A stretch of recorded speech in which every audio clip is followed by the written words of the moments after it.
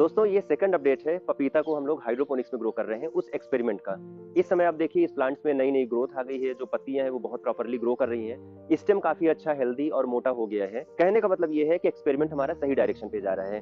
इस समय हिमाचल में रात का टेम्परेचर 15 डिग्री हो जाता है, काफी सारी ओस गिर जाती है पौधों के ऊपर, तो हम इसे इस प्रकार से पॉलीथीन से ढक देते हैं, जिसकी वजह से हमारे जो प्लांट्स है वो रात में सूखे रहते हैं। अगर हम इन्हें ऐसे ही रख देंगे तो ठंड की वजह से एक तो ग्रोथ भी डिस्टर्ब होगी और दूसरी इनमें डिजीज भी लग सकती है। दोस्तों हमारे इस एक्सपेरिमेंट को देख करके एक व्यूअर ने कमेंट किया कि हाइड्रोपोनिक्स बोल करके कोकोपीट में उगा दिया।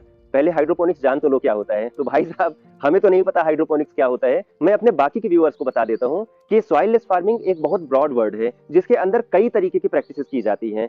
पाइप में पौधे लगाना, हॉरिजॉन्टल पाइप जिसको डीएफटी सिस्टम या एनएफटी सिस्टम बोल देते हैं, खड़ी पाइप में पौधे लगाना जिनको एरो टावर बोल देते हैं, पानी की मिस्ट से पौधे चलाना जिसको एरोपोनिक बोल दिया जाता है, मछलियों के साथ पौधे उगाना जिनको एक्वाकल्चर बोल दिया जाता है। तो कई तरीके के मेथड होते हैं, जिनमें से एक ये है जिसमें कोकोपीट के अंदर हम लोग प्लांट्स को उगाते हैं। इसको सबस्ट्रेट बेस्ड हाइड्रोपोनिक्स कह दिया जाता है, क्योंकि जो प्लांट्स बड़े होते हैं, जिनका रूट सिस्टम बहुत हैवी होता है, वो कोकोपीट के अंदर अच्छा व्यवहार करते हैं। लेकिन इन सारे सिस्टम में एक चीज जो कॉमन है वो ये है कि इसमें न्यूट्रिएंट फॉर्मूला हम लोग हाइड्रोपोनिक्स का ही चलाते हैं। इस वजह से हम सभी तरह के सिस्टम को कॉमन रूप से हाइड्रोपोनिक्स वर्ड बोल देते हैं, क्योंकि हाइड्रोपोनिक्स एक प्रचलित नाम है जो सुनते ही लोगों को समझ में आ जाता है। अगर हम इन्हें अलग अलग तरीके से डिफाइन करेंगे तो उसका एक्सप्लेनेशन बहुत ज्यादा हो जाता है।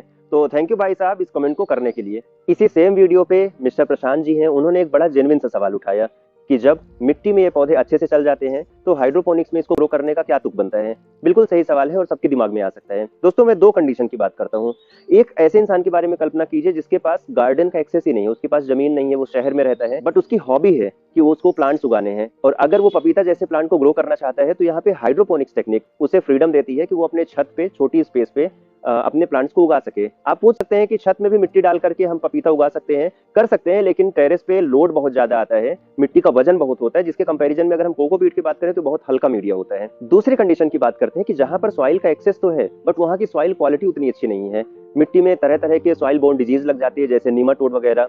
मिट्टी उतनी पोरस नहीं है या उस क्वालिटी की नहीं है जो पपीता जैसे प्लांट को सपोर्ट करता हो। तो वहां पर हाइड्रोपोनिक्स बेनिफिशियल होता है कि हम कोकोपीट में प्लांट को लगा करके और अच्छा प्रोडक्शन कर सके। और तीसरी बात, जीएस हाइड्रोपोनिक्स में हमारा उद्देश्य है हम तरह तरह के एक्सपेरिमेंट करें। हम ये जानना चाहते थे कि क्या हाइड्रोपोनिक्स में कोकोपीट में पपीता उगा करके जो प्रोडक्शन आएगा उसकी क्वालिटी में कैसा अंतर होता है, हमें ये समझना है। प्रोडक्शन ज्यादा आता है या कम आता है, हमें ये भी समझना है। जमीन के कंपैरिजन में पानी का कंजप्शन कितना कम है या कितना ज्यादा है, हमें ये भी समझना है। तो दोस्तों एजुकेशन नॉलेज इसी तरीके से इवॉल्व होती है जब हम नए नए एक्सपेरिमेंट, नए नए तरीके की खोज करते हैं।